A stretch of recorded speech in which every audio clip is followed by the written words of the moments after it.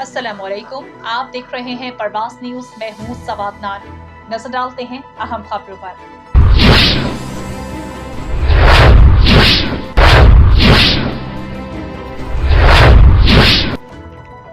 मंडी बहाउद्दीन वज़ीर आला Punjab chief secretary Punjab और कमिश्नर गुजरावाला की हदायत पर डिप्टी कमिश्नर शाहिद इमरान मार्च की ज़ेर सदारत जिला भर में ट्रैफिक के मसाइल के हल के हवाले से डिस्ट्रिक्ट रीजनल ट्रांसपोर्ट अथॉरिटी का इजलास मुनक्कद हुआ।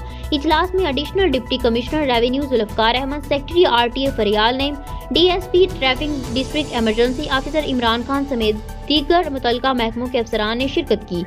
District emergency officer rescue 1122 Imran Khan ने इजलास को ब्रीफिंग देते हुए जिला में माह अप्रैल के दौरान होने वाले हादसात की रिपोर्ट पेश की।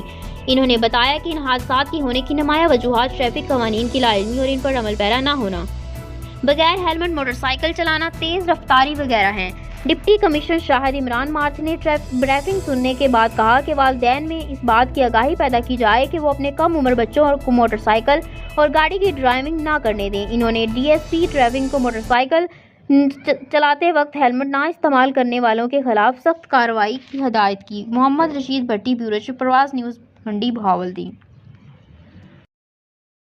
मजीद खबरों तबसरों के लिए हमारे चैनल को लाइक कीजिए और सब्सक्राइब कीजिए या फेसबुक पेज को विजिट कीजिए परवास न्यूज।